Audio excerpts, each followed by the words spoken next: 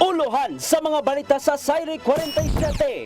Cebu City Police Office nagtuong musaka pa ang gidaganon sa mga pulis nga magpositibo sa COVID-19. Mga opisyal sa Megawide Construction andam moatubang sa congressional hearing labot sa modernisasyon sa Carbon Public Market. Bisaya nga COMELEC Commissioner apil sa mibutar pag-disqualify ni Senador Ferdinand Bongbong Marcos. Sunog miulbo sa APM Shopping Mall.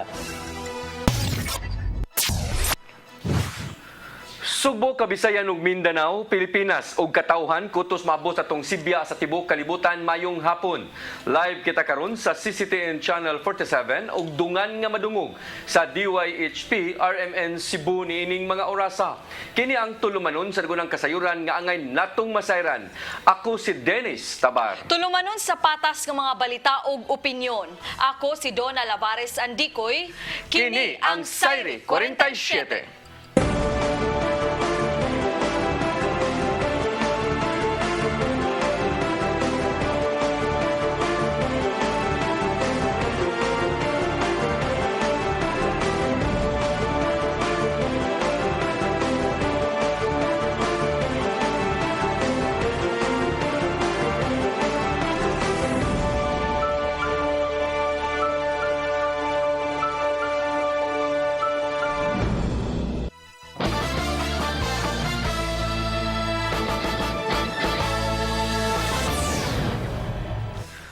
O karon sa kumpletong detalye sa atong mga balita, hayan musaka ang magpositibo sa COVID-19 sa mga pulis dinhi sa Dakbayan sa Sugbo.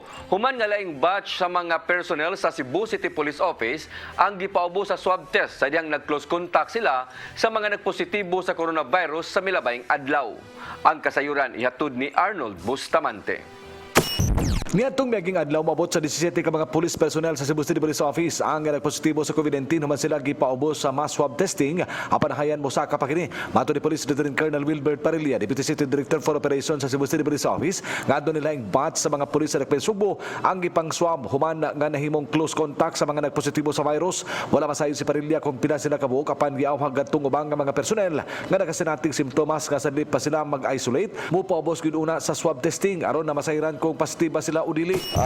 Wala lang to makuha ang pila gidaghanon, no, but katong tanan natong nahabilin nga wala pa matest, especially sa headquarters personnel nato ato nang gipatest gani hatanan. And usa sa kamanduan nga atong gihatag sa tuang mga personnel nga katong gusto nga mag-isolate, ma-undergo gyud sila usa og testing aron mahibaw-an gyud. Sa 17 ka mga pulis nga nagpositibo, tulo niini ang ginakdang mobalik na sa trabaho. Human nga nangaayo na o gipaabot na lang nga mogawas ang resulta sa swab test kanila. Gibutyag ni Parilla nga sa pagkakaron, walay kausaban nga gihimo ang kampo sa CCPO. Sanglit tugot lang nila nga gipatuman ang pagpasulob sa face mask nga mga tawo nga mosulod diliminan adto nga mokuhag police clearance. So the same, ato na yung gihugtan ang ato ang kaning wearing sa face mask gyud ato diya sa sulod sa ato ang kampo, and then those personnel nga exposed sa mga nag-positive, so mo to atong priority nga gipatest. So once negative sila, so that's the time balik sila og duty. Ang nakalindot siguro ni Parilla nga wala pa sila yung mga dinakpan nga positibo sa COVID-19 nga naa sa silda sa sulod sa kampo apan bisan pa man ini gimanduan gihapon ang mga personal nga kung adunay mga person under police custody kon na PUPC nga tumanon lang gyud ang minimum health standard aron dili makatap ang virus sa mga pulis. Arnold Bustamante, CCTN News. Gibutyag karon sa pangu sa Emergency Operations Center Cebu City nga si Cebu City Councilor Joel Garganera nga sa milabay nga 8 ka adlaw karong buwan sa Enero ang Dakbayan nakatala og 45 ka mga kaso sa namatay sa COVID-19. Sigon sab sa konsehal nga sa 45 tungod sa maong virus, 19 ang di gyud bakunado, 11 ang partially vaccinated ug 5 ang fully vaccinated. Ang konsehal na balaka nga misaka ang mga namatay sa Dakbayan sa Sugbo, ilabi na nga kadaghanan gyud sa nakalas tungod sa maong virus mga dili bakunado. Gihimug-atan ni Garganera nga gikinahanglan gyud nga kita mabakunahan kontra COVID tungod kay nagpabilin pa gyud ang hulga sa virus ug mas daling maayo ang panagang batok niini. Gipahibaw sa usab sa konsehal nga sa pagkakaron na ang Cebu City duna nalay 602 ka COVID beds itandi sa niaging tuig dihang nisaka ang kaso tungod sa Delta variant nga dunay 1,012 COVID beds nga giandam. Si Garganera niingon nga ang rason niini nga nung gamay ra ang COVID beds tungod kay dulan sa 700 matud pa sa mga frontliners sa mga tambalanan na igo sa COVID-19. And it's growing. 692 ato mga frontliners sa 22 ka hospital and medical facilities na to na isolate. So you have to be mindful diya itong magpalabit tagtaas kunya maura niya itong ma-accommodate, although so far ang atong ER are okay, maayo ang atong discharge, maayo ang atong pagdawat, so dali ra kayo. So kana lang tingali, no, let us all be mindful pagyod, no, kay lisod kayo dili what akibaw what's in store for us in the coming days. Samtang dakbayan sa Mandawi nangandam na sa umabot nga vaccination sa mga bata nga nag-edad og 5 anyos ngadto na sa 11 anyos nga gilauman nga magsugod karong Pebrero 5. Vaccine Operation Center naka-master list na kung nakalista na og kapin sa 14,000 sa mao nga mga edad. Ang kasayuran ihatod ni Mererus Sagarino. Nag-andam na ang syudad sa Mandawi sa umaabot nga vaccination sa mga bata nag-edad og 5 anyos ngadto 11 anyos. Sigo ni Doktora Debra Maria Katulong, Medical Officer sa City Health Office, wala pa sila nakadawat og guidelines gikan sa Department of Health kabahin niini. Hinuon matod ni Katulong nagsugod na sila og attend og trainings aron pag-andam sa vaccinator sa pagpamakuna sa maong mga bata. Again, this is by phased man ni siya nga approach, phasing man niya ang pamaagi ani. Phase 1 will initially start dito sa Manila, NCR, mga selected hospitals or mga post. And then after pila ka days ana nga study nila, ang nahibaon sa una mga 2 weeks man to. After ana, mo proceed na sila to phase 2, which hopefully ma-appeal na unya ta sa phase 2. So dili na siya ingon kanang sa Metro Cebu mag-start na siya February. So most likely na sa mga middle or towards the end of February. But we are all looking forward to the 5 to 11-year-old nga vaccination kay high risk besad na sila na mas maayo sad matagaan na sila. Matod niini nga padayon ang ilang gipahigayon nga master listing. Si Leve Duverte, Operations Manager sa Vaccination Operation Center, nagkanayon nga 14,401 na ka mga bata nag-edad og 5 anyos hangtod 11 anyos ang ilang na master list. Diin 14,000 niini ang nag-ingon nga andam nga magpabakuna bato COVID-19. 14,000 of these are willing to be vaccinated as per registration, as per okay, every time magutsin mo kuan sila, we do registration for minors for 5 to 11, and fortunately they've said yes, willing sila magpa-vaccinate. Giawhag ni Katulong ang mga ginikanan ug mga kabatanunan nga magpa-register online. Giplano usab nilang moabli og dugang vaccination site sunod semana. Ang DOH nagkanayon nga magsugod ang vaccination sa maong mga bata Pebrero 5 sa Maynila. Mary Rose Sagarino, CCTN News.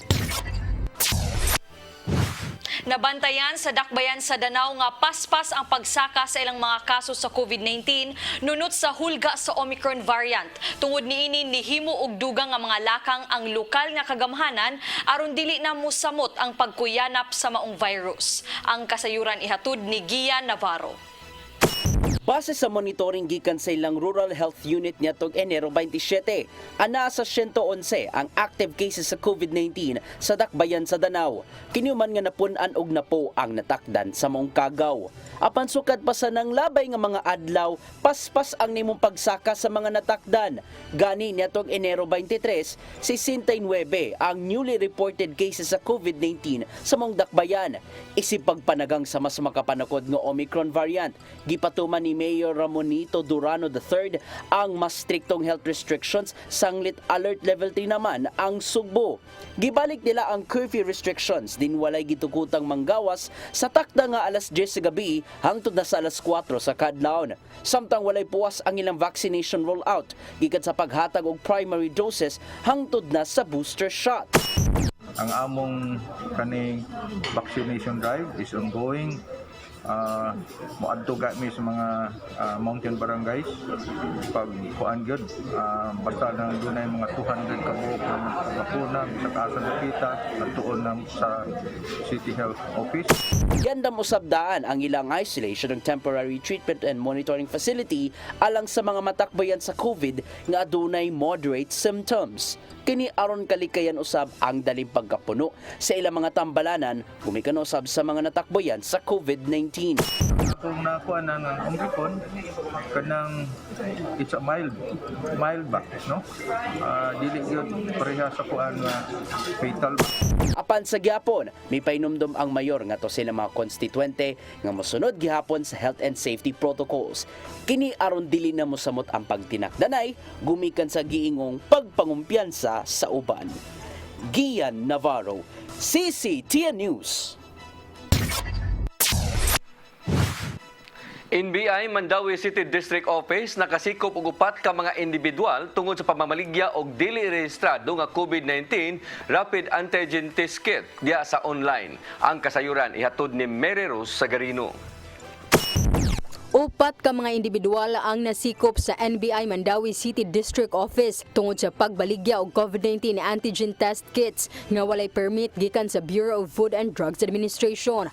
Ang mga nadakpan mao silang Christine Lindy Paudhon, Maria Lunop Dumadag, Michael Tan Suryola o Katarinen Giselle Faith Bersede. Ang maong mga sospek na sikop sa managlahing entrapment operation nga gipahigayon sa NBI ni adtong Martes ug Miyerkules. Nagatubang sila og kaso kalapasan sa Republic Act 9711, Food and Drug Administration Act of 2009, kalabot sa Republic Act 20175 kon Cybercrime Prevention Act of 2012. Niabot usab sa 1 ka milyon pesos ang balor sa antigen test kits nga nasakmit sa NBI gikan sa maong mga suspect. Si Agapito Giran, Executive Officer for Administration, nagkanayon nga ikaduhang higayon na kini nila nga nakasikop og namaligya og test kits nga walay permit sa FDA. Una na ni adtong tuig 2020.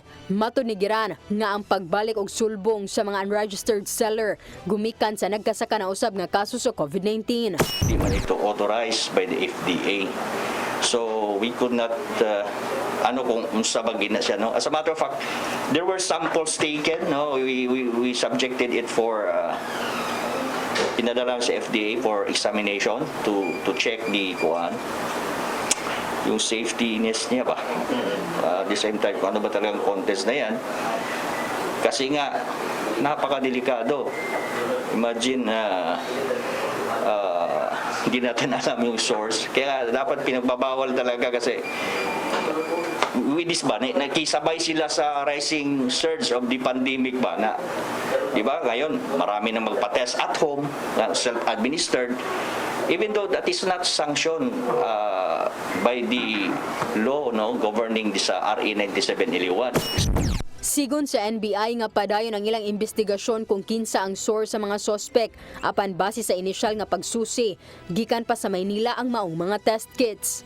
But of course, this is a continuing effort with the FDA. So part of that probe is to, of course, determine the source of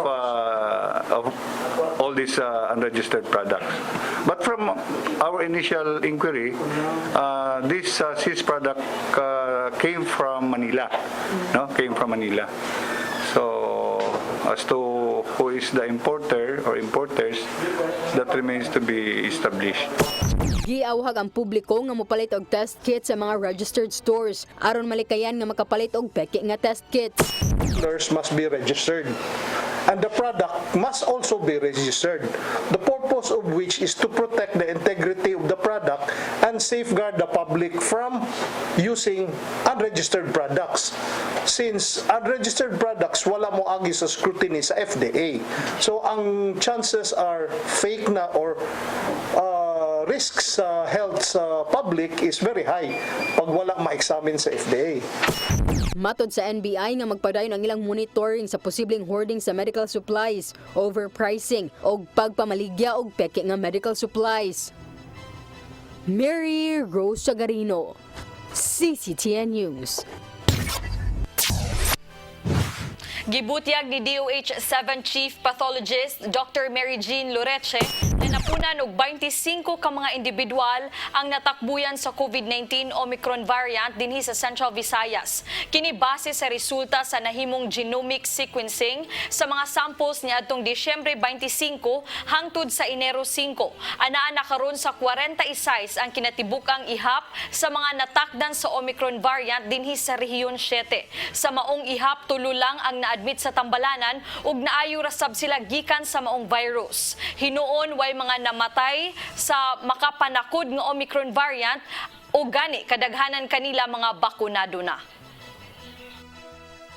Everybody is alive. So meaning to say that once again, most of these are actually fully vaccinated. May isa, dalawa lang tayo, isa lang yata dito ang unvaccinated. So in short, our vaccination works. So let's work on our vaccination. Musunod, mga opisyal sa Megawide Construction anda mo atubang sa congressional hearing labot sa modernisasyon sa Carbon Public Market. Bisaya nga COMELEC Commissioner apil sa mibutar pag-disqualify ni presidential aspirant Bongbong Marcos. Kana uguban pambalita sa pagbalik sa Saire 47.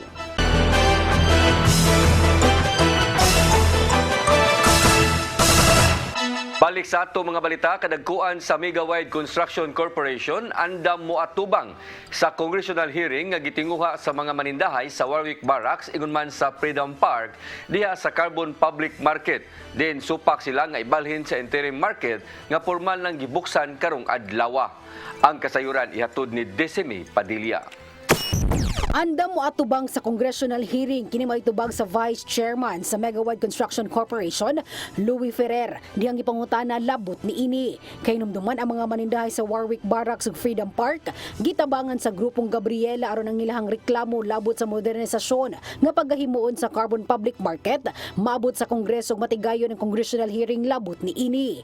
Ang Cebu City Government ug Megawide Construction Corporation misulod og joint venture agreement alang sa modernisasyon sa maong merkado. Si Ferrer miingon nga mas maayo nga dunay congressional hearing nga mahitabo aron mas mapasabot nila ang tanang katawhan sa tumuong tinguha nila sa carbon market. Mas okay para ma-explain sa tanang tao ang atong objective, atong vision sa carbon market. So why not? Para entero Pilipinas, ma-share nato atong plano. Okay lang. Oh, why not, diba? Ganahan ni ma-share ang atong vision. Magpasalamat ko sa ila kay gitagaan tawag venue para atong ma-share ang atong plano sa entire Philippines and maybe to the world. Nasayran nga karong adlaw gibuksan sa Megawide Construction Corporation ingon man sa Cebu City Government ang interim market diya sa Unit 2 sa Carbon Public Market kundi hana temporaryo nga ibalhin ang kapin. 700 ka mga manindahay sa Warwick Barracks ug Freedom Park aron kasugdan ang development sa maong lugar. Si Ferrer miingon nga sugod pa lang kini sa ilang mga plano ug matud pa ang final market nila mas maayo pagyud. Dungan sa pagbutyag nga mao kini ang proyekto nga alang sa tanang tawo. Labot sa mga hagit nga ilang nasugatan giangko ni Ferrer nga duna kini epekto gamay sa ilang proyekto sa masakalangay apan kini mitataw nga ilahang pamaagi gyud mang makigistorya sa mga manindahay ug paminaw ng ilahang mga hangyo ug kabalaka. Dungan sa pagbutyag nga sa sinugdanan pa lang ilahan na kining gibuhat. We will do the projects in phases. So nagsugod ta sa Bagsakan, tapos karon na abre nato ang Senior Citizens Park and also the interim market. Ma-plaster nato ni ma-expand nato. The next will be pagbubalhin na ang vendor sa Freedom ug Warwick diri sa sulod. Kato na area ang ato na i-develop, no? So that will take about 2 years, 2.5 years ana ma-construct nato ang final na public market.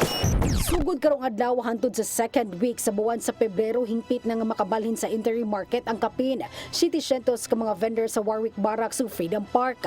Pipila sa mga manindahay nga nagsugod na og pamaligya sa interim market, miasoy nga walay problema nila ang pagbalhin tungod kay mahalinan raman gihapon sila.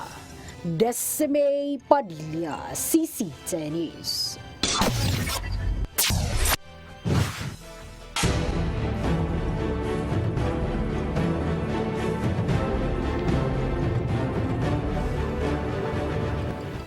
Bisaya nga COMELEC Commissioner nga si Rowena Guanzon nitugan nga lakip siya sa mibutar pag-disqualify kang Ferdinand Bongbong Marcos Jr. sa pagdagan ini pagka-presidente sa piniliay karong Mayo. Ang kasayuran ihatod ni Mary Rose Sagarino. Si COMELEC Commissioner Rowena Guanzon sakop sa First Division sa Commission on Elections ug mao'y naghupot sa laing disqualification case ni Marcos nga giduso sa Akbayan Party List, paksyon sa Partido Federal ng Pilipinas ug ni Bonifacio Iligan. Matod ni Guanzon nga nakahimo si Bongbong og moral turpitude tungod sa wala pagtugaan nga nahukmang sad-an sa wala pagbayad sa iyang buhis. Dugang ni Guanzon nga base sa record, dili lang makausa kun dili makaupat kahigayon nga wala mo file og mobayad sa iyang buluhisan si Marcos. Si Guanzon mawang ni preside sa tulo ka disqualification cases batok ni Marcos Jr. human gi-consolidate sa First Division ang tulo ka kaso. Si Guanzon miawhag sa iyang duha ka kauban sa First Division nga muluwat na sa joint decision sa dili pa siya moretiro sa sunod semana. Subay sa maong balita, karong hapon lang ang partido ni presidential candidate Ferdinand Bongbong Marcos Jr. buot nga ipadisbarred si COMELEC Commissioner Rowena Guanzon. Alang sa kampo ni Marcos, premature pa kaayo ang pagpahibaw ni Guanzon sa iyang boto nga siya pabor pag-disqualify ni Marcos nga mao'y nakalatid sa mga petisyon nga gisangat. Buot karon sa kampo ni Marcos nga paimbestigahan si Guanzon sa COMELEC and Bank alang sa matod pa paglapas ini sa Code of Judicial Conduct. Gawas ni ini alang sa party, di angayan nga makakuha si Guanzon sa iyang retirement benefits tungod kay matod pa giguba ni Guanzon ang reputasyon sa COMELEC pagpahibaw daan sa iyang desisyon sa publiko bisan kun wa pa ang opisyal nga butuhan alang sa gisangat nga mga petisyon batok kang Marcos. Apan tubag ni Guanzon pinaagi sa Twitter, way jurisdiksyon ang COMELEC and Bank sa administratibong kaso nga isangat batok ni bisan kinsang commissioner nga sama niya. Ina i-disbarred siya gihagit ni Guanzon ang kampo ni Marcos nga mag-debate na lang sila sa national TV. Mary Rose Sagarino, CCTN News. Gitubag ni Vice Presidente Leni Robredo ang pasangil nga nisagop siya sa negative campaigning sa diyang gi-interview ni Boy Abunda. Si Robredo miingon nga igo ra siyang nitubag sa diyang gipangutana siya ni Abunda ngano nga dili angayang butaran ang uban niyang kaatbang sa pagka-presidente. Sa diyang gipangutana ni Abunda kung nganong dili angayang butaran si Bongbong Marcos, nitubag si Robredo nga dili angayang pilion si Marcos tungod kay kini bakakon. Gitataw ni Robredo nga dili sad siya ganahan nga susamag mulikay sa iyang tubag sa pangutana ni Abunda. Samtang mayong balita, maswelduhan na ang mga job order nga kawani sa Talisay City Hall sa sunod semana. Kini mao'y giklaro ni Edgar Mabunay, ang budget officer sa Dakbayan. Una niini ang mga JO ng reklamo, human sila nga wa masweldo Matud pa ni Mabunay nga sa pagsugod sa tuig, naapa sila gipanghanay labot sa pag-renew sa kontrata sa mga JO. Usasab nga ilang tan-aon kung unsa ang nag-endorse kanila, kay aduna say uban nga mo report sa trabaho bisan og way endorsement. Sa pagkakaron, si Mabunay niingon nga nagpaabot na lang sila sa payroll, kay matag sugod sa tuig aduna gyoy pagdilatar sa paghimo niini. Hinuon iyang gipasalig nga sa sunod semana posibleng makasweldo na sila, kay hinay-hinay naman nga nahuman ang paghimo sa payroll.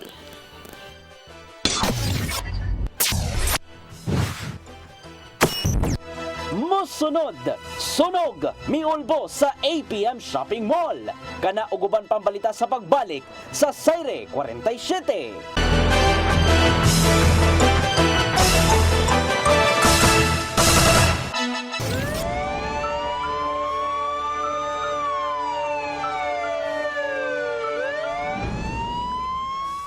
Balik sa atong mga balita, girespondihan sa kabumbiruhan ang dakong sunog nga niulbo kagaya ng unto sud sa APM Shopping Mall diha sa may barangay Mabulo ning Dakbayan sa Sugbo. Nadawat sa mga sakop sa Cebu City Fire Office ang alarma sa sunog mga alauna 52 sa hapon o giisa sa third alarm pasado alas 3 na sa hapon. Nakontrolar sa mga bumbero ang sunog takna alas 4:30 na. Apektado sa maong sunog ang dili momino si tinta ka mga establishmento o tindahan sud sa maong nga mall. Padayon pang giase sa kabumbiruhan kung unsa ang hinungdan sa sunog o pila usab ang gibilin nga danyos. Nidaghan na sab ang mga nadakpan sa gipa-istriktong pagpatuman sa Uplan Bulabog sa dakbayan sa Sugbo. Gani kapi na sab sa tulo ka gatos ka mga individual ang nadakpan sa mga pulis nga wa motuman sa minimum health standard. Ang kasayuran ihatod ni Arnold Bustamante. Sa dita kang ipahibaw sa kapulisan sa siyudad sa Sugbo, moabot kadto sa 360 ang nadakpan nato sa Uplan Bulabog, din 282 nini mga hamtong na og 78 ang minoridad kag ipangsitangan naabtan nga naa pa sa gawasan ng panimay bisan oras na sa curfew. Sa 360 nga nadakpan, 204 ang nakalapas sa curfew, samtang 159 ang walay face mask sulod lang sa usa ka gabi. Wala pay labot nini ang mga nadakpan sa Prevention Restoration Order Beautification and Enhancement Control Team. Mato ni Police Lieutenant Colonel Wilbert Parilla, Deputy City Director for Operations sa Cebu City Police Office, nga midaghan ang ilang dakop karon tungod kay midaghan usab ang ilang mga personnel nga nanggawas sa rumapatuman sa Uplan Bulabog. So misaka no, as expected, especially karon Friday, Saturday. So ato sa ning paghingusgan, but as what we have sufficient personnel man nga mo apprehend kay naman tay designated nga mga personnel de ang ato ang mga augmentation nga mo ay atong gi-in charge sa pag-implement sa mga EOs, especially sa health protocol and the same time with the curfew. Bisa ka usab ang nagadakpan nga mga minoridad itandi sa nanglabay nga mga adlaw apan giklaro ni Palilya nga dili pa kini alarming sanglit pa naglahi man usab nga barangay sila naabtan sa mga pulis ang ilang gihimo sa pagkakaron tungod kay sa milabeng semana adunay krimen nga naglambigit sa mga bata, nagpatabang na sila sa mga barangay officials ilabi na sa mga dapit nga daghang minoridad nga manggawas panahon sa kagabion aron kini mapadlong. Usa sa ang gihimo ron, ato na ning gi-coordinate sa mga barangay captains, especially sa mga barangays nga daghan gyud gihapon kayo ang minors, especially no kung ato naman to na report last week nga doon na patay mga krimen nga nahitabo nga wherein ang suspect ug ang victim are all minors. So karon mo na ato na ning gipahingusgan 24 hours na niya ato ang pagpahigayon og curfew kay kaniadto ang ato ang personnel after sa curfew alauna sa kadlawon mopahuway so mo sa pagpanggawas sa mga batanon. So karon considering that we have sufficient personnel so makasustain ang ato ang deployment 24 hours. Nagtuo si Parilla nga daghan pa ang nadakpan sa adlawan nga gihimo sa probe team sa mga naunang kadalanan sa siyudad sa Sugbo. Samtang sa mga minoridad nga magbalik-balik na nga madakpan, ang mga ginikanan maipabayron sa multa nga 1,000 ka pesos ug kung walay ikabayad, mag-community service kini. But as of now, ang makabayad ron sa mga administrative fine is ang ginikanan. Kung dili ang ginikanan makabayad, sila mo hard labor. Moabot usab sa 576 ka mga establishmento ang ilang na inspeksyon kung misunod pa ang management sa lagda ni Cebu City Mayor Michael Rama sama sa pagdili pagpasulod sa mga dili bakunado. Namanten hinon sa kapulisan nga gituman kini sa mga gwardya gani susihon gyud aga mga vaccination card kung mao ba ang pangalan nga naa sa iyang ID. Arnold Bustamante, CCTV News. Giangkon sa mga kadagkuan sa Visayan Electric nga gipakaubos lang nila ang unang target nga mabalik ang kuryente sa tibok franchise area karong Enero 31 Lunes. Hinungdan nga maglisod sila pagkabot sa full power restoration niya ng adlaw tungod sa matud pa kadaghan sa mga problemang nasugatan. Ang kasayuran ihatod ni Gia Navarro. Napaglantawan sa kadagkuan sa Visayan Electric nga dili makabot ang tinguha nga mabalik ang kuryente lukop franchise area karong Enero 31. Base sa ilang energization update, nabalik ang supply sa kuryente ngadto sa 87% sa ilang mga apektadong customers. Maong nakita ni Engineer Raul Lucero, ang presidente ug Chief Operating Officer sa Visayan Electric, nga moabot sa 90% ang dagan sa power restoration karong Enero 31.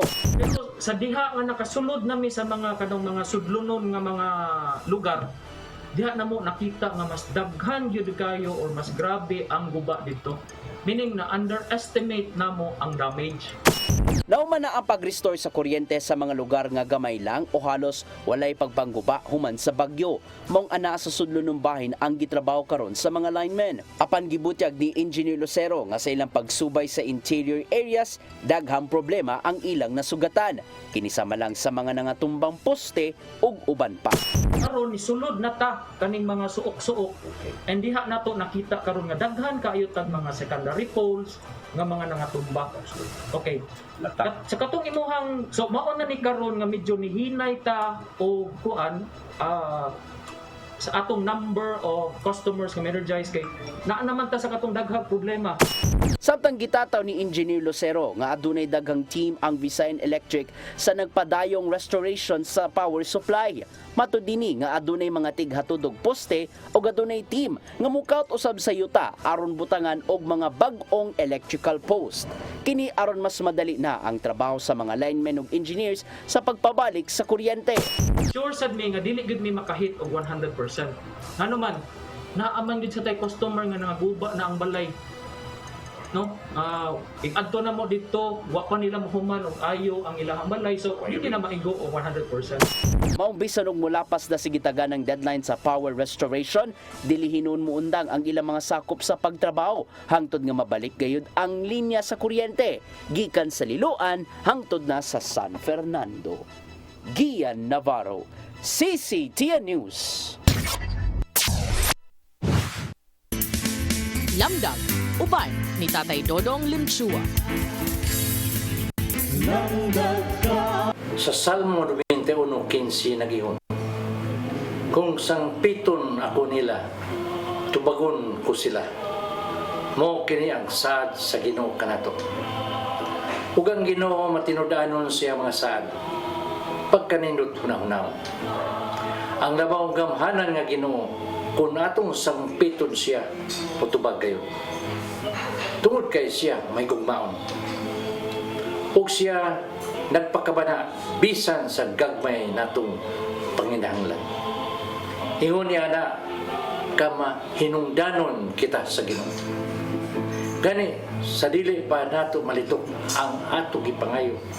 Nasayod ng Ginoo bahin nini ug nag-andam na siya sayang tubag alang nini atong pagkampo. Ang magbubuhat sa kalibutan nagpakabana kanimo. Busa ayaw pagpanuko sa pagduol kaniya pinagi sa pagkampo. Sangpitang Ginoo kay dili kagyon niya pasagdan. Ang iyang mga kamot andam sa pagtabang kanato. Maigsoon, mo kining atong lamdag karong adlaw. Daghang salamat. Shalom.